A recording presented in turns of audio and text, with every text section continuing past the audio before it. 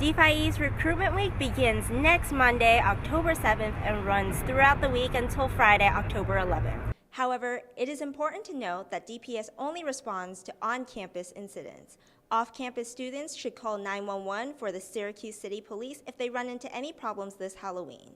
After 8 p.m., students must enter and leave through the Waverly entrance doors. The side on University will remain closed.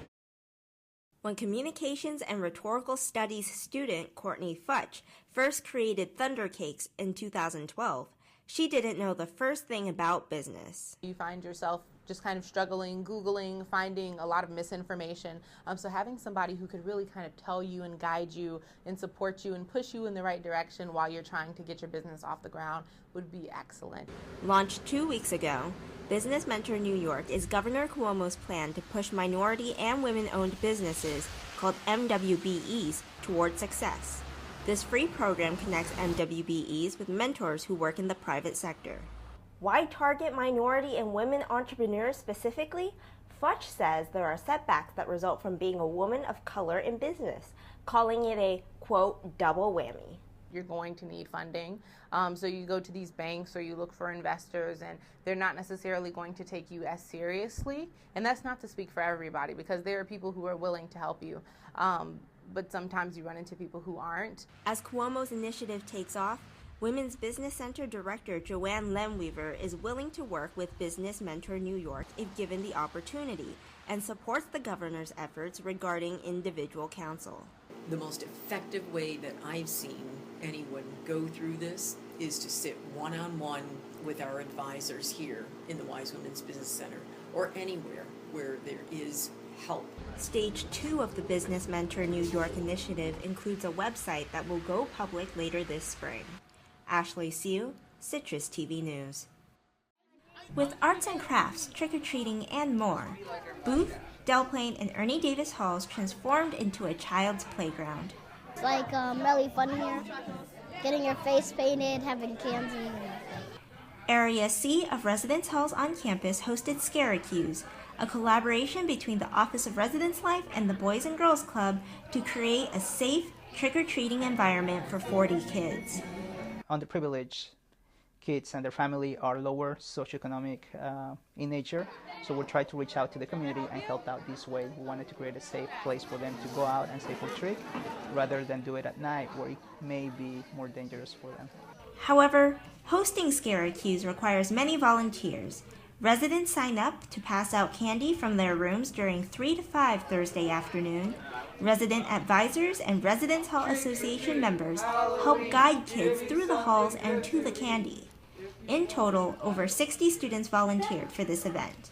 Senior Kelsey Capobianco is one volunteer inspired to help out the kids. Especially because we don't get to trick or treat here and there aren't that many kids on campus, so it's always nice to see little children running around and stuff.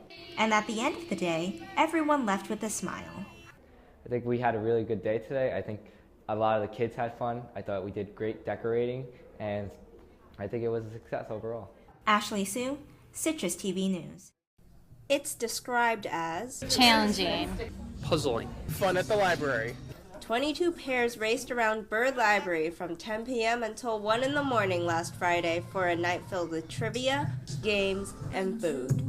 SU students of all years came to have some fun with friends. This is my first semester here in main campus, so I think I need to try to get involved in some activities and make some new friends. I'm always on the lookout for fun campus events, for interesting things to do. I thought this was pretty interesting. Fun competition with my peers and classmates. This fun competition consists of 2 rounds. Each pair is given a worksheet to fill out during each round with questions asking students to locate paintings, books, and facilities in the library.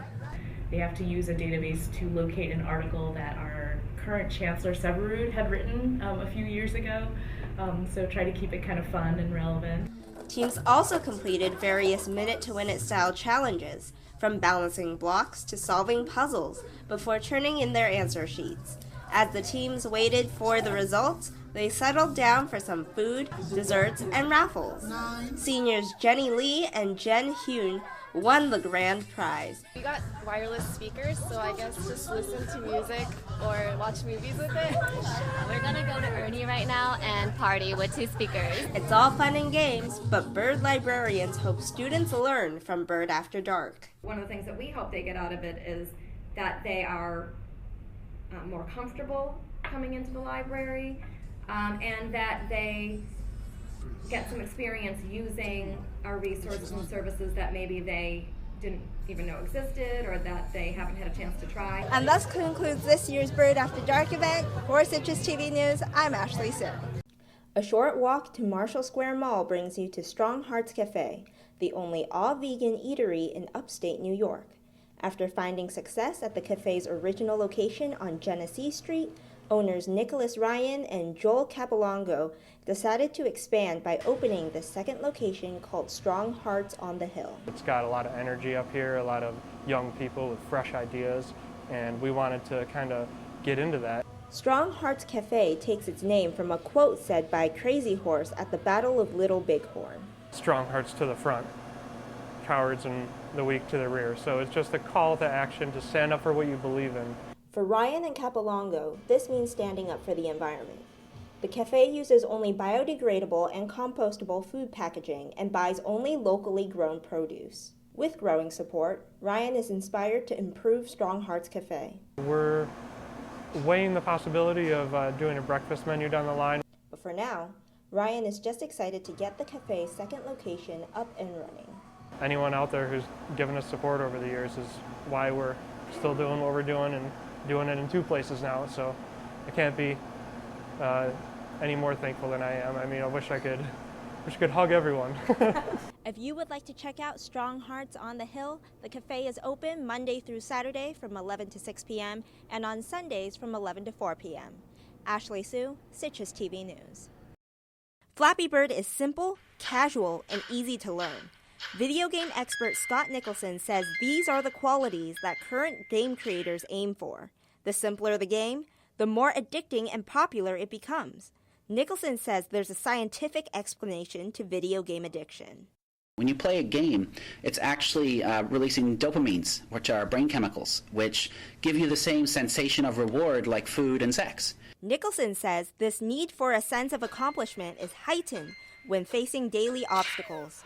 Our days are so full of these big challenges and long-term goals, and games give us the ability to have little bitty wins. He says these little bitty wins release more dopamines in the brain, making the player feel happier and more likely to continue playing. The cycle then repeats. That's what they are doing. They're dopamine dealers. Nicholson says game design companies want their games to be addicting for more revenue.